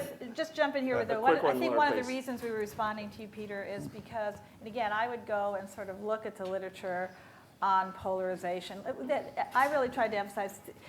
We're talking about the speed up of the next round of computer-driven technological change, but we've been living with this for quite some time, and we can see what it's doing to the average income. We can see what's doing to the middle income. We can see people may find ways to, I'm not sure I go to a jobless future. I go to a very low wage job future, and that worries me. Vivek says no jobs. But Few jobs. I'm exaggerating a little bit. your anecdote is inconsistent with what 25 years of evidence, which says the middle is eroding, the top is improving, and the bottom is basically picking up lots of jobs, creating lots of jobs, but they're not jobs that will create the minimum living standard that we might, as a society, aspire to for our citizens. I mean, that's really the problem. Thank you. Please identify yourself and please ask a question. Thanks for the warning. Marco Nunziata with General Electric. So we definitely believe that the digital coming into the physical world of industrial machines is the key to what's different about this new wave of innovation. But my question to the panel is the following. First of all, don't you think that we are too quick at pointing the fingers at technology, partly because we've gone through the financial crisis? So some of the academic studies will show you that while we identify technology with unemployment and increase in income inequality, the dramatic increase in income inequality we've seen is limited to English-speaking countries. The US, the UK, to some extent Canada, Australia, not Germany, not Japan. But so counting China. Yes, China, India. Yes, As an English, no, honorary English-speaking country. Right, Soon to be the largest English-speaking country in the world. We also know that in emerging markets starting to develop rapidly, it's not just China. That's a typical phenomenon of emerging markets where you see the initial increase in inequality. And I would find it hard to argue that Germany, which has a lower unemployment than before the financial crisis, and the same level of income inequality, it's not increased at all, that it has a fundamentally different level of technological change. The other question that I wanted you to reflect on is the following. It's to what extent globalization is playing a role in this? So to what extent are we seeing a re-equilibration of income levels globally that increases income inequality domestically? The second question is, why, I'll accelerate, but why do we worry? If we really believe that technology will automate all jobs, why do we care about education and immigration? Isn't it just an issue of redistribution? And isn't it the reason why we do care about education and immigration, that we fundamentally understand that human beings will find ways to offer new products, new services, and in fact, with the democratization of manufacturing, with 3D printing and other techniques, shouldn't we expect to see the rise of a new wave of artisan class, a new wave of artisan-like jobs that will create higher levels of incomes? Thank you. I'm going to edit down the question. Mark, go ahead. Can I just quickly respond, I think, on Germany, because it is an interesting case. First of all, I think in Europe, some of the same forces creating wage inequality are happening in Europe as well, and you can see it there. Yes. So I don't really agree it's just English speaking. No. Germany has done a good job with its training programs. It also is not a leader in the kind of technology we're talking about today. So it's perfected its ability to make machine tools, to make automobiles, and obviously it brings in a lot of advanced technology. But it's been able to use its skilled workforce in a way that makes it more complementary. So I mentioned earlier, I think I don't know, we can't just copy Germany, but that's what we're looking for, is to make the technology more complementary so that it doesn't drive incomes apart, rather it holds them together. Great, thank you. Jeremy. Hi, I'm Jeremy Howard. I guess this question is to anybody except Vivek or Curt, because you say 15 years, 30 years, maybe jobless future. To the rest of you who do see jobs in the future, the question is, what exactly are they going to do? Before the Industrial Revolution, human beings did two things. They injected energy and they injected perception and judgment into processes. After the Industrial Revolution, they didn't need energy in the processes. That came from electricity and steam. So now we have most jobs involve injecting perception and judgment into processes. 3 years ago, for the first time, our computer achieved better than human performance at vision perception. Since that time, the error rate in perception has dropped by by 100% effectively every year. We're now at a point where computers can see things 100 times faster, a single computer, than a person. In the last 6 months, we have started achieving the same in reading. Computers are now nearly at the same performance as humans at reading. So with computers getting to the point where they're now getting better than humans at seeing things and reading things, and they're already excellent at judgment, they're very good at processing multiple things, what exactly do you expect the people to be doing in these new jobs? Great question, my friend. I have But you can't answer it. Hal Varian has a great answer for that. He said, if you want to understand the future, look at what rich people do today. And you think about it, it's like Uber, everyone's private driver being a kind of a current example, or cell phones and how they came in and now everybody has one. But so I sort of think of this in the context of Downton Abbey. It's like, here's a picture of what rich people did, right? They entertained their friends. They looked after other people. And you kind of, that's actually not a bad economy. If we have the machines doing more of the work. That's what you're worried about, Laura. And we have the job of entertaining with each no other salary, and taking care of each other. Those are pretty damn good jobs. But can I ask a question? Because I love this idea, but how do we then, not everyone, maybe if they all become owners of the equipment, as I'm suggesting, not everyone is going to be able to run their own little Downton Abbey. Oh, absolutely. No income stream. Like, how do okay, we, so what exactly? Yeah, go on. The magic happens. No, so I want to know. I was going to say, it changes the kinds of questions we ask. For example, if it is like, okay, let's assume that we're going to get rid of a lot of jobs, then it's like one of the jobs of the job was to redistribute income, and then we can say, well, how else are we going to do that job? You suggested a great way. One of the things that really Eric says in the book, Eric and McAfee say, is basically realize an essential feature of capitalism is the assumption that people get the income on which they live based on their work. That's an essential feature of the model we have. It's not feudal. It's not Downton Abbey. It's income and income from jobs. So this is, if you want to envision this future, we have to think about how we provide the income. But so think of the opportunity. No, he's got to answer. Matt's being very patient over there. We'll come back. I want to agree with Richard on this. I don't think we can imagine what those jobs are. We've never been able to imagine what those jobs are. Right. If you think about the long tail of jobs, the number of employees and the number of different kinds of occupations, I think what's going to happen is the top is going to go up because the markets now are going to be 7 or 8 billion people. So I can't even imagine what that means in terms of opportunities around the world. And with the tools that I talked about, where small teams can do incredible things, the long tail is going to become gigantic. It's unimaginable. People will be using those tools to invent all kinds of stuff. I don't think you can imagine the big things. Nobody can imagine the hundreds, millions of new jobs that will be created. That's why this other category is so prescient in terms of what's about to happen. Matt, please. So I agree that we don't know exactly what the occupation descriptions are per the other, but qualitatively, the Downton Abbey jobs, they're kind of non-traded personal services. And you see a ton of that in the US when you look at the occupation distribution data. But the other big thing qualitatively we should think about, and this interesting question connects back with the one about the rest of the world, is we can sell goods and services to the rest of the world. I think in an optimistic future, what's happened in the past, and you see this in dozens and dozens of countries, what determines that median wage has a lot to do with how much you're selling stuff to the rest of the world and interacting with the rest of the world, because globally connected jobs tend to pay a lot more. So whether it's an Uber driver for the next 5 years or 10 years, the question I have in my head is like, I'd put it this way, for the policy questions in the retrograde, I think it depends on your model, but it's kind of what that median voter in your country of interest thinks. The median voter in the US today, it's a 40-something-year-old male in Ohio. He has a high school degree and about 1 year of post-high school education. He's in a household whose median income last year was $51,017, and that's about $600 less than it was in 1989. Right. So there's not a judgment here, but I think the question is, a lot of us are enthused by all this great stuff. And so my question for the Uber driver, you give the $300 a day, I do the math.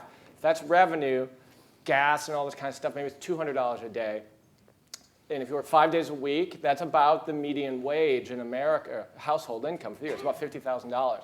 What I don't know is how many of those jobs actually are there today for Uber drivers. And no judgment against Uber, but they're not technically employees of Uber, so it's kind of out there in the ether. And I would guess that if there are not now more Uber drivers than there are taxi drivers in America, there will be very shortly. I don't dispute that, but my question is, what's their income? And then the question is, are we doing things per all the interventions, international tax, immigration, trade policy, to try to connect to the median income in China this year is only, per capita income is like $9,000. India, it's like $2,000. The potential to do a lot of stuff, if we can connect jobs in Ohio to the rest of the world, then I'm really optimistic. I want IBM's Watson to start replacing CEOs. Remember, they each one makes 1,000 times as much as a regular worker. So that'd be a big cost saving. That's an awesome idea. It would also align incentives in a really interesting way. My name is Jeff. Can you hear me? Yes. My name is Jeff Saperstein. I'm in the education space, so that'll be what I focus on. I want to build on what Reed and Tim and Curtis talked about. When I look at my first grade report card, they had something called Works and Plays Well with Others. Yes. That human interfacing has not been brought up here as the most important skill, given the fact that all making of things and even analysis of things is going to be easily mechanized, but the human interfacing part will not. So the question is, what is a job in terms of the future? Because everybody's using the word job as if that's 40 hours a week, and even an Uber driver, jobs can be really played with. And I'm just going to use one example. I was on the phone this morning with an IBMer in Miami who said, my father-in-law is going into, he has Alzheimer's, we have to put him in a home. I spent the last 2 weeks with my wife trying to figure out what to do. That means I've killed everything from my work. Now, the tragedy of that is if you multiply that over millions of people who are trying to be caretakers, or, by the way, be pregnant. By the way, you get fired for being pregnant because you're not going to be putting in your 90 hours a week at a place, at a consulting company. So the inhumanity of workplace and the fact that caretaking is not a job, and it's not compensated, is a huge public policy issue. And if people could actually, this goes to what Tim was talking about, if being more human and taking care of each other, I don't mean taking care of each other in terms of being a high-priced waiter at a restaurant, but in terms of what the human needs are, we could do enormous things with that as part of what a job is, taking care of each other and being paid for it. The other is, what is functional education, Curt? You're right. And at San Francisco, I taught at San Francisco State. Most of the state university employees are functionally illiterate. Their memos have to be rewritten. They don't know how to write, frankly. But does anybody in this room doubt that if Google were assigned to create a gamification program to teach functional literacy, that you could take those 50% and have them functionally literate enough to be able to get a job? I'm sure we all would agree if Google were assigned to that, they would find a way to do it. Elon Musk has said that he could build the light rail system for 1/3 of the cost. Does anybody doubt that Elon Musk, if he were tasked to do that, would be able to do it? And that when we're looking at these massive layoffs, you were talking about the country. When you're looking at coal miners in West Virginia, you're talking about whole swaths that are becoming third world countries in which we are looking at something where they're not able to participate in the high growth economy. And I think ramping on with using technology in terms of some of that taking care of each other and functional literacy that enables people to participate in the economy are two areas that really should be explored. Thank you. That's my question. Response, please. I want to respond to that. I agree on the caring. And one of the things I said, and it disturbs me a lot, is I think technology is racing forward. We may not be able to envision what people do. But right now, public policy is not racing forward. And my concern is that policy loses the race. So a lot of good things have been said here today, and I don't see any of them from a public policy point of view happening. And I'll just go to caring. We are the only advanced industrial society that does not have child care and family leave and paid family leave. We don't give a damn. Basically, it's the family's problem, and most of the families grappling with that problem are headed by 1 or 2 minimum wage workers who are trying to deal with caring. So yes, I think it's a wonderful idea. Are we moving in that direction? No. And I do worry about in the race with technology, we're losing the public policy battle. This is also true on education. Education, wage, and my negative here would be technological change has been a major driver of wage inequality. Wage inequality has been the most important driver of income inequality, not capital.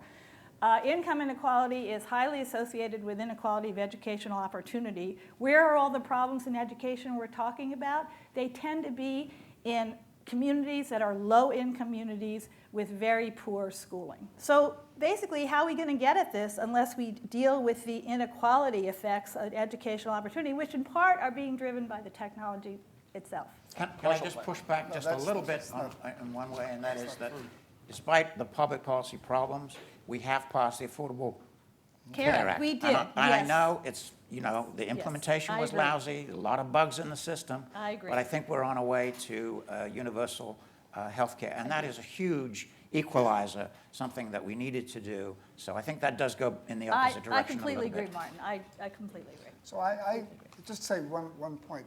In America, and probably why Vivek said what he did about the government, we meet people at the base of America who are solving these problems all the time. And you don't find that if you go to Taiwan or Singapore or Sweden. It doesn't bubble up from the bottom. And we get to meet those people. For example, on the education stuff, we have a curriculum to teach algebra. 50% of children, as I mentioned, disadvantaged kids flunk algebra. With our curriculum, essentially almost 100% of the kids pass algebra because it's based on the latest advances not only in education but digital sciences. We're now engaged in the biggest trial, I think, in the history of the United States, 100,000 disadvantaged kids in Texas to try out this curriculum. We're not the only ones. It's a whole zeitgeist that's going on right there. Training for adults. People don't adapt at the speed of technology. You made that point back today. That's a really huge issue. Can technology address that? Probably, but it's still in its infancy.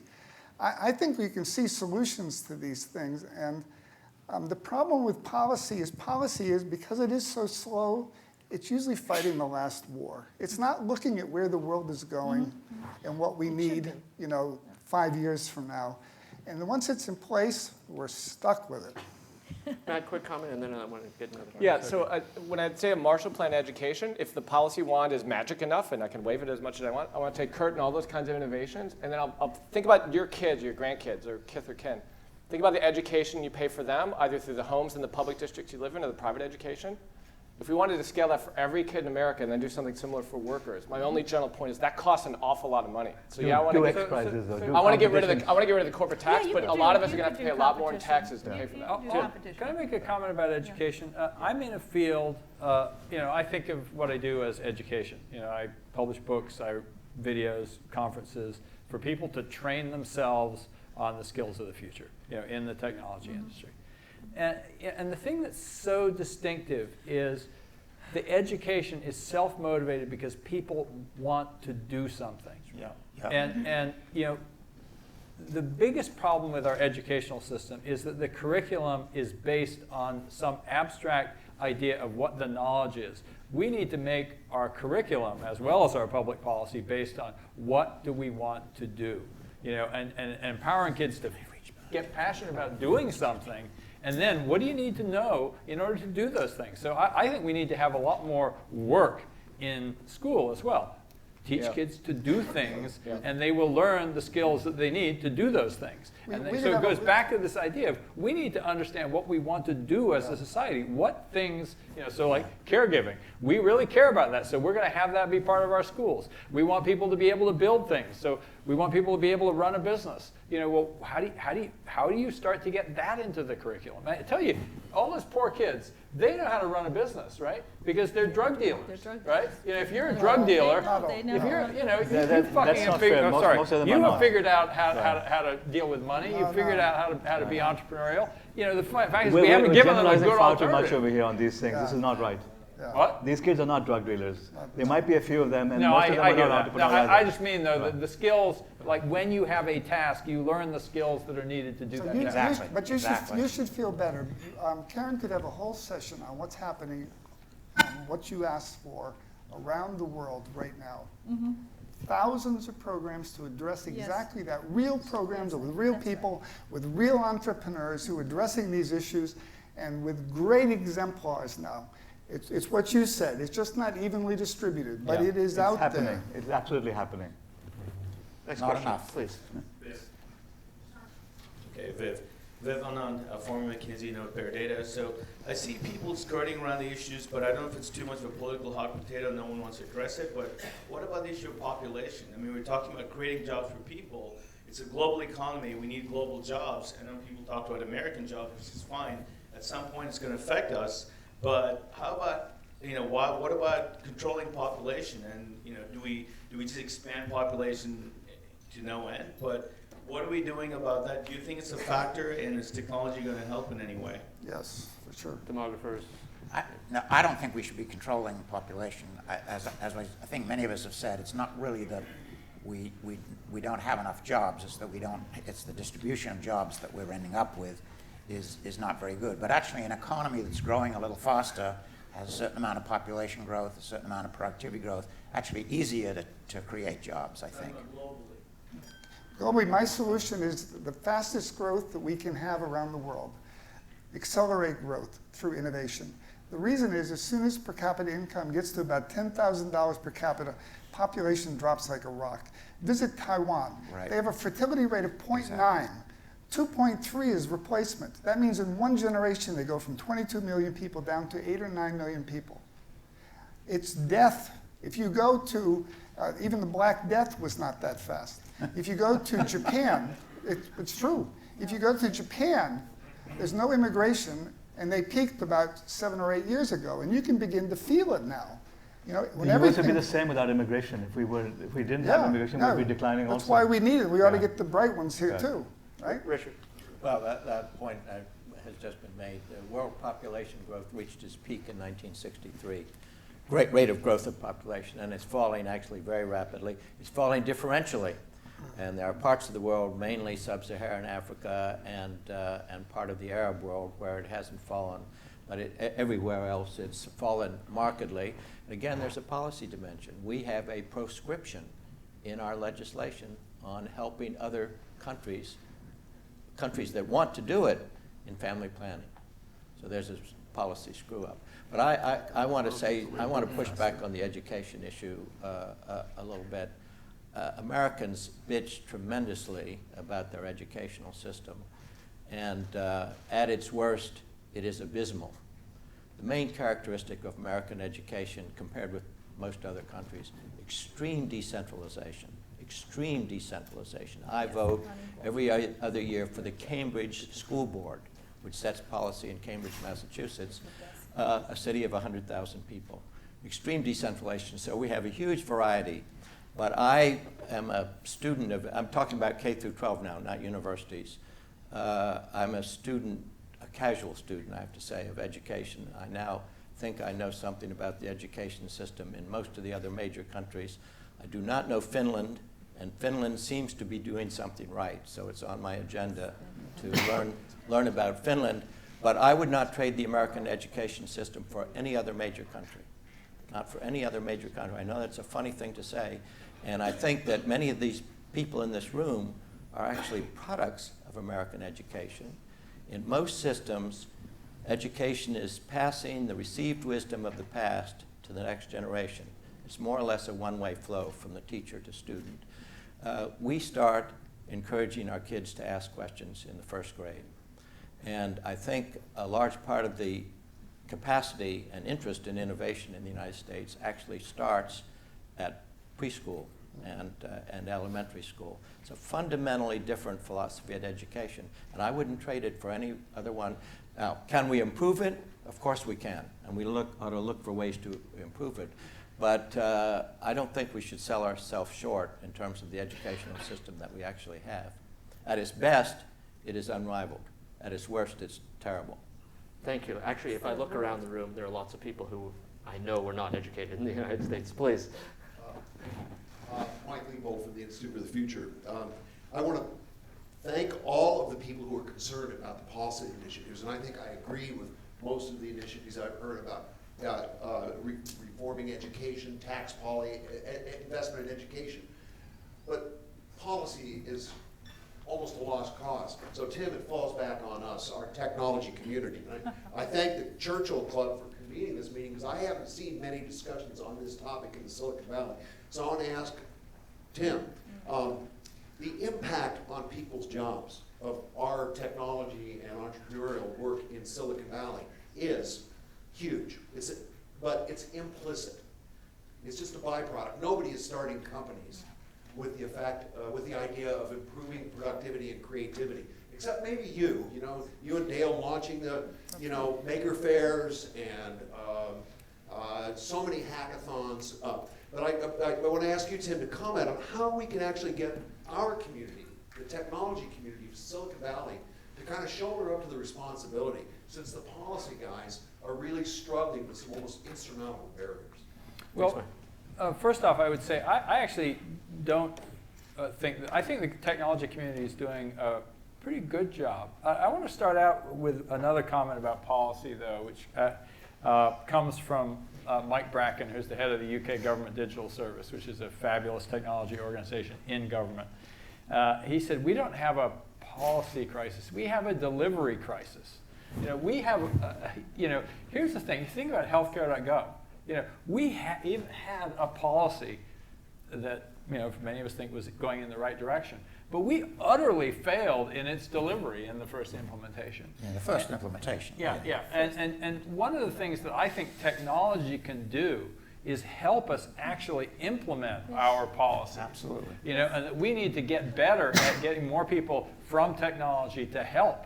And that's kind of what we do with Code for America at the local level, and what these new groups like the United States Digital Service, Mikey Dickerson, who was one of the key people on the healthcare.gov rescue, is now running something called the U.S. Digital Service out of the White House, Todd Park, who's the U.S. CTO, is coming back to Silicon Valley, but still remaining working for the White House to recruit technologists to come actually help us put technology to work, making it possible for us to deliver on these policies that we're, because we're still kind of trying to govern with 19th century techniques, 20th century at best, in a 21st century world. And so one of the things I would just urge, technologists to do is to actually get involved and help with policy delivery and help with government. Thank you. Jonathan Gruden from Microsoft Research. I'd like to read one sentence from this book, The Shape of Automation for Men in Management. That was published over a half century ago. It was published by computer scientist and economist Herb Simon before he won the Nobel Prize for Economics. Right. And the sentence that he wrote in 1960 is, technologically, machines will be capable within 20 years of doing any work that a man can do. And this is completely characteristic of what technologists have been saying since before 1960. And my message is, do not believe anything that a technologist tells you about what will be true in 15, 20, or 30 years. I'm having a reflexive problem with that. You're at Microsoft Research, right? Well, no, not about the company. Not about the company. About the job. Sorry. I just want to respond to that, though. In some of these cases, we are not talking about what technology will do. It is what technology is doing.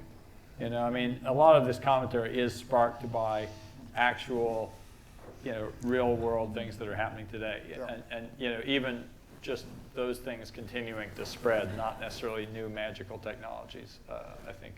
It was like AI. We thought AI was dead. AI is everywhere now. So these technologies have happened. Yeah. Hi, I'm Kim Walsh with the City of San Jose. I just wanted to contribute what I think is an important perspective, and that is that despite automation, I think you all need to realize that manufacturing is once again a growth industry in Silicon Valley. Brookings Institution showed, an hour south of you, you have the most concentrated, significant capacity in high-tech advanced manufacturing capability of any place in the nation. And we have regained 60% of those manufacturing jobs that we thought we had lost. And we have good production jobs that are going begging for people to fill them. And what's causing this is this extensive contract manufacturing services capability, which is tied to new product introduction. So whether these big global corporations or startups, when they want to learn how to produce something that's never been produced before in an environment where their intellectual property is being protected, that's happening right next door to them in Silicon Valley. And also because of automation, we've seen the reshoring of jobs in manufacturing from China we never thought would come back. So the conversation is a lot about national policy, but the local level, I think, is where the action really is. So we are working through a new entity called the Silicon Valley Manufacturers Roundtable on these issues of how can community colleges produce not the specialized craft technicians, but those basic people with computer literacy, digital literacy, numeracy that can take those jobs in our corporations. We're trying to make manufacturing sexy again, right? With the youth and students, bringing them into manufacturers for internships so they actually think about it as a career.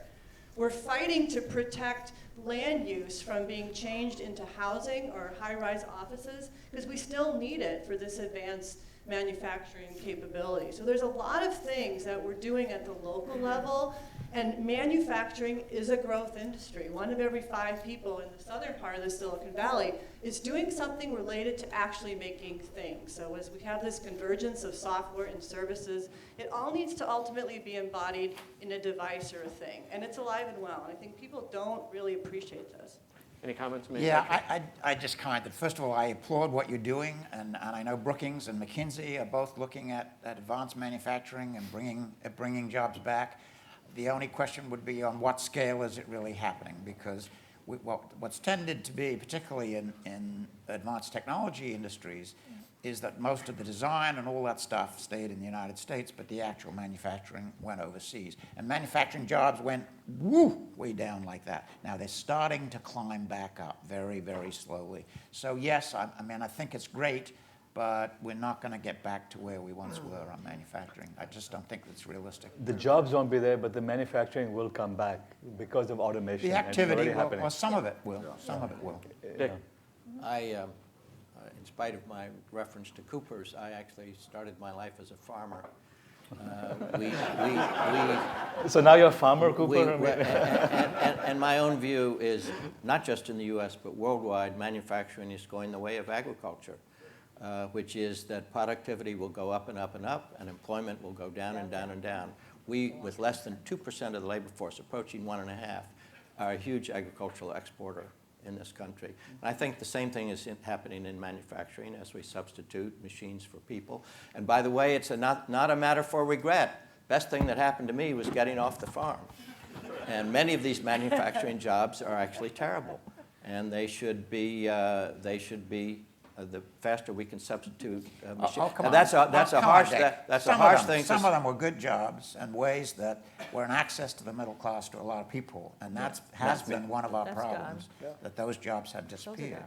I know, but many of them were repetitive and dangerous. They paid good wages because the American automobile companies were extracting rents from the American public. The American Steel Company, through protection, were extracting rents from the American public. And this is a harsh thing to say for the people who are in those jobs, but it gets back to the fallacy of concreteness. If one is talking about the evolution of a country as a whole, I think we have to reconcile ourselves. And for me, it's not a matter of regret, of declining, as we've seen, declining share. And by the way, of manufacturing jobs, as in agriculture, and not just in the US. This is happening worldwide, even in China. Yes, it is. Matt, did you have one? Well, my last name is Slaughter, so our family, no. My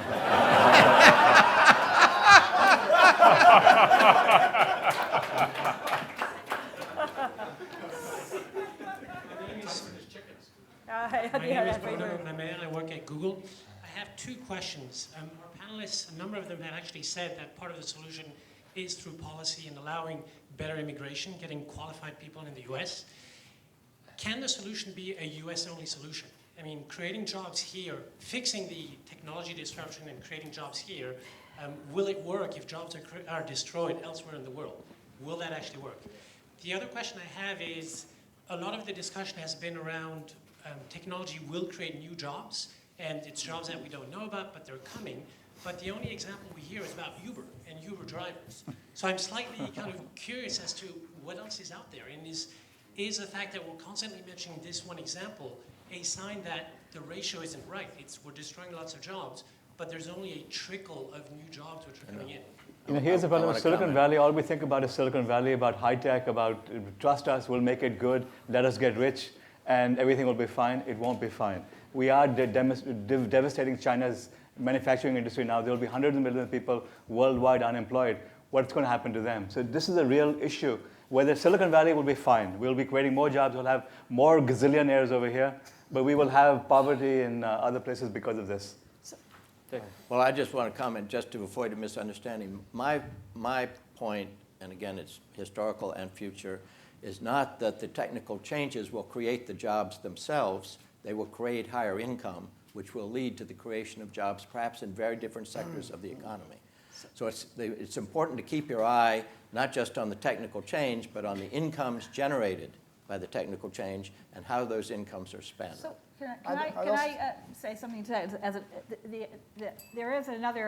There are many economists' points of view on this. Most economists would almost overwhelmingly agree. Surveys show on Dick's general view that technology, we can't predict the jobs of the future, but we live in a market economy. There will be employment. The wages will fall to where they need to fall for there to be employment. So there's agreement on that. Economists disagree in surveys on the quality of the jobs. Actually, almost half of the economists now surveyed say they're worried about the quality of the jobs that come from this technological revolution. So I think it's important to distinguish always the number of jobs and the quality of jobs. Dick talks about the income created by the technology. One of the more sobering and controversial pieces out there that many of you might have read is Robert Gordon's prediction that we're going to have a much slower 100 years going forward than 100 years past. And part of that is because the very small fraction of the income created going to the bottom 99%. And that is going to change the demand growth of the economy, and that is going to change, therefore, the dynamics of the economy. Remember, as somebody said, capitalists want rich consumers and cheap workers, but there's a tension there. There's a tension there in terms of demand and income. Professor Slaughter. I'd be careful with this conclusion. These are all things, the results of doing other things. And when you list them, it doesn't go back to why are wages going down? Why are we having these problems? And it's because we're not innovating fast enough, we're not keeping up, we're not adapting. I think there's very good, well, let's say that there's a debate on this. There's the best evidence, I think, it's not about that. I agree there's a debate. I'm just saying, if you look at it from the point of view of someone who creates jobs all over the world, I have a different perspective on the opportunities and what we're doing. I wanted to just put a warning on what you said, that, you know, it's true that China is going to have massive problems going forward because of their population decline and because of these global trends. But again, the warning is you can't anticipate all the jobs that will be created in China either. Right. And don't think of it as a world of scarcity. If you do the right things, it can be a world of abundance. And the media always talks about scarcity, scarcity, scarcity because they can't think of the things that are going to take their place. To me, the key thing is if you do the right things, if you empower people the right way, if you create the right economic incentives, you create the opportunities because people naturally want to do it. Thank you. Isn't there a question of timing? And we're talking about different generations. Yes, different generations. People who lose their jobs today, yes. Will they be the ones who are able to kind of jump back and make it happen? Or is it their children? Then there's a lost generation. That's my biggest worry in this whole puzzle. That's absolutely right. Matt? I just want to pick up the first, there's been a lot of great questions, but the first one you asked was quite interesting. CEOs and leaders of companies, young and growing, large in advanced countries, what they say when they think about the emerging markets, a lot of them about the challenges that are there, they talk about things like market access, national treatment, IP protection. And so those are things that are inherently not US-only issues. So they're issues that require policymakers to be able to kind of coordinate. If you think about other big issues like global warming and things like that, it's going to be lots of countries, hopefully, magic wand waving, trying to set up a policy framework that allows jobs in one country to be connected to the rest of the world. And so my friendly amendment to what Tim said earlier about it's wonderful for people to think more about trying to help implement policy. But I think the gap where we need more vision and imagination is the leaders creating those policies. How do we try to get those countries to do better things? Can I bring up a point there on policy that's super important, lesson from Silicon Valley? One of the biggest things that Silicon Valley has learned in the last 20 years is how to experiment and fail quickly. How to, the whole lean startup movement is defined as a startup is a machine for learning. It's how do you actually put out the smallest possible product and learn from it, implement, increment, implement, increment. And you think about, for example, the failure of healthcare.gov. Somebody had a policy, they specified it enormously, and then it was very, very hard to implement. Anybody in Silicon Valley would have built that thing up incrementally. And I think the thing that I think we need to do is have much more experimental policy rather than somebody going, oh yeah, we figured it all out. It's like, how would you run small policy experiments that you scaled up?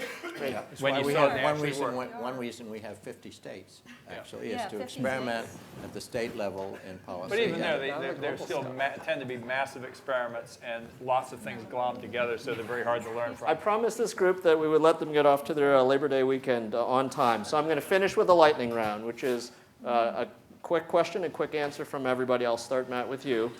What job is most surprisingly at risk based on these trends? Policymakers. Laura.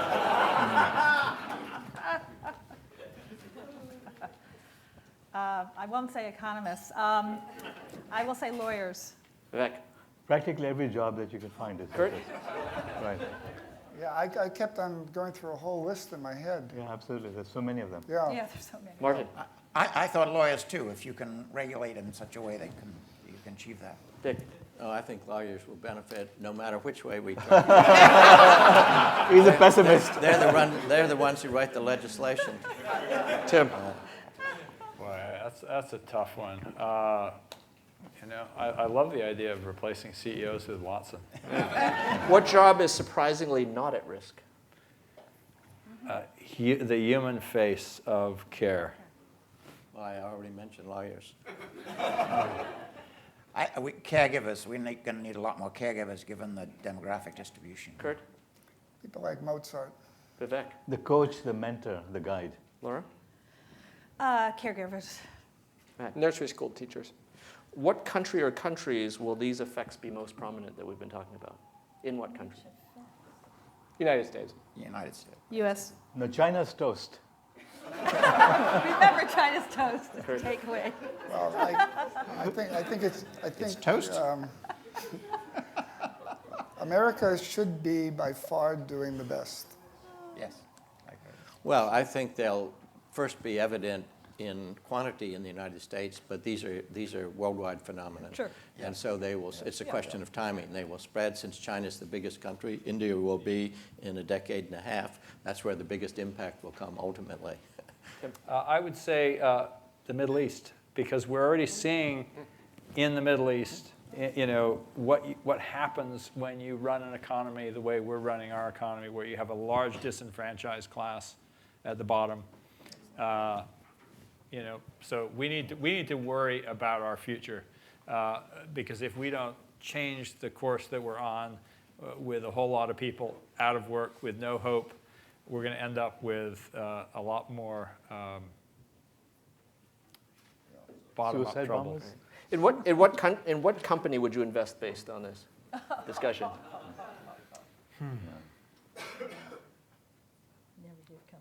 It's you probably haven't heard of them. None of us have. I have never been a stock picker. I have very high confidence in the adaptability of the American economy. So my basic view, it was my strategy, has been very successful so far. Bet the American economy. That's right. Broad portfolio of stocks. That's right. That's what's done well by me. Plastics. It's very local, very local.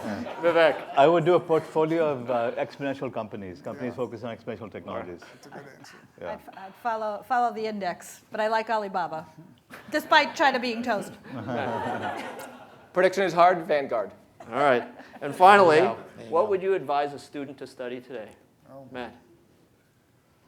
Emotional intelligence. Laura. Engineering. Just learning how to learn, learning where the knowledge is, learning to reinvent themselves. Curt. I would get a quantitative background of any type and then find a mentor and learn everything you can about innovation and entrepreneurship and go off on your own and not depend on anybody else. Develop those skills. Martin. Well, my kids have done well doing all kinds of different things, but I think being an economist is pretty good, so I recommend that. Dick. Develop at a young age a very strong mathematical background, and then I agree with the comment, given that, learning how to learn, because adaptability, as Reed said at the very beginning of today's session, Reed said adaptability is critical for the turbulent future that we're going to have. Tim? Learning to work hard. Terrific. Thank you all. I appreciate it. Thanks for the discussion.